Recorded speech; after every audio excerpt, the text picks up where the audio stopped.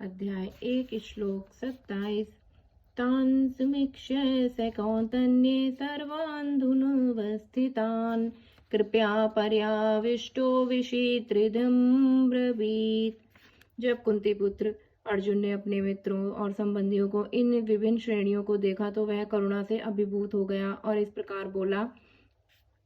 दृष्टिमं स्वजनं कृष्ण युयुत्सुतं समुपेरि स्थितं सीदिन्तं मम गात्राणि मुखं च पर्युष्यति।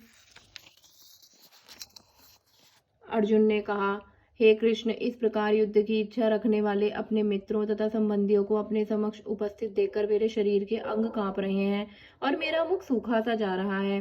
तात्पर्य: यथार्थ भक्ति से युक्त मनुष्य में वे सारे सद्गुण रहते हैं जो सत्पुरुषों या देवताओं में पाए जाते हैं, जबकि अभक्त अपनी शिक्षा तथा संस्कृति के द्वारा भौतिक योग्यताओं में चाहे कितना भी उन्नत क्यों ना हो, इन ईश्वरीय गुणों से विहीन होता है। अतः स्वजनों, मित्रों तथा संबंधियों को युद्ध भूमि में देखते ही अर्जुन उन सबों के लिए करुणा से अभिभूत हो गया जिन्होंने परस्पर युद्ध करने का निश्चय किया था। जहां तक उसके अपने सैनिकों का संबंध था, वह उनके प्रति प्रारंभ से दयालु था, किंतु विपक्षी दल के सैनिकों की आसक्त मृत्यु को देखकर वह उन पर भी दया का अनुभव कर रहा था। और जब वह इस प्रकार सोच रहा था तो उसके अंगों में कंपन होने लगा और मुंह सूख गया। उन सबको युद्धाभिमुख देखकर उसे आश्चर्य भी हुआ।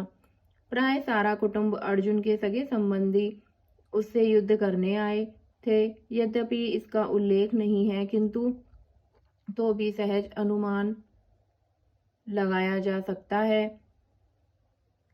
कि न केवल उसके अंग कांप रहे थे और मुंह सूख रहा था, अपितु वह दयावान रुदन भी कर रहा था। अर्जुन में ऐसे लक्षण किसी दुर्बलता के कारण नहीं, अपितु हृदय की कोमलता के कारण थे, जो भगवान के शुद्ध भक्त का लक्षण है। अतः कहा गया है, ययासित भक्ति भर्गवस्य किंचना सर्वै गुणैस्त्रता समासते सुरः हराव भक्तिस्य कुतो महद्गुणा मनोरथे नास्ति धावतो भ्रमहि। जो भगवान के प्रति अविचल भक्ति रखता है उसमें देवताओं के सद्गुण पाए जाते हैं, किंतु जो भक्त वक्त नहीं है उसके पास भौतिक योग्यताएं ही रहती हैं जिनका कोई मूल्य नहीं होता। इसका कारण यह है कि वह मानसिक धरातल पर मंडराता रहता है और ज्वलंत माया के द्वारा अवश्य ही आकृष्ट होता है। राधे राधे।